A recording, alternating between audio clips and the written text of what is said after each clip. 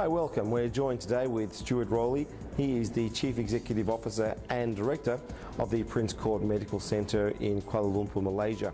He has some interesting views on the development of medical tourism sector in Malaysia and also the importance of accreditation and also some interesting aspects of technology when it comes to seeking second opinions internationally as well. Welcome very much, Stuart. Stuart, could you tell us about Prince Court Medical Centre? Yeah, Prince Court Medical Centre is a 300-bed hospital. It's owned by the oil and gas producers Petronas, and it's been open now nearly 2 years. It's a specialist hospital providing tertiary care, and it's managed by a company called VAMED in conjunction with the Medical University of Vienna. And in terms of Malaysia, tell us about the Medical Tourism Centre.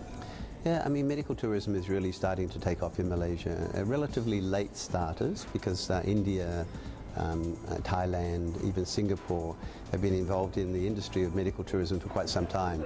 So Malaysia recognises the strengths that it has and has really started to enter the market in a very positive way now. What percentage of patients at your hospital would be medical tourism versus Malaysian customers? Well, eventually up to 30%. We don't want to go beyond 30%. That's in our business plan. There's many reasons for that. You can become too dependent on medical tourism, and it could stop tomorrow. Anything could happen. You know, people just aren't happy to fly. Pandemics, political unrest, as we're seeing in Thailand. They again have quite a heavy dependency on medical tourism, and I'm sure that's being affected by the current situation there. Can you tell us about issues of accreditation in Malaysia that are of interest or concern to you? Not of concern. Malaysia's got a very well-established accreditation system, MSQH, and nearly every private hospital and most public hospitals have accreditation.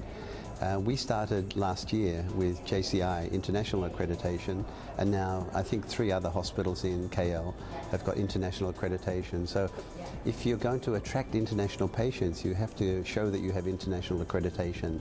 That's why we started on that journey very early, and others have followed suit. So it's a very positive thing for Malaysia. In terms of technology and healthcare, any new interesting developments that you're learning about or hearing about here at this conference?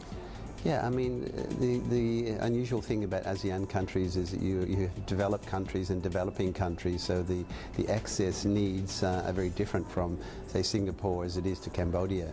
Access to just basic care or access to waiting lists is a very different, it's a vast range that you try to cover. But there's a lot of interest here. The IT in particular is a very much interest. To get to rural areas, remote areas, IT can really help in that respect. Any of these things that you're actually implementing with your hospital? No, our hospital is aimed at fairly high-end market as well as medical tourism. So we have, for example, we have telemedicine in place, teleradiology, telepathology. We can get international second opinion services just like this. So we're at the high end of the IT side of things. So in other developing countries, it's just basic face-to-face telemedicine. And anything else you'd like to add? No, I think this is a wonderful conference. I congratulate Philips on doing it. This is the 3rd time that they've done this. It's the 2nd one I've been to.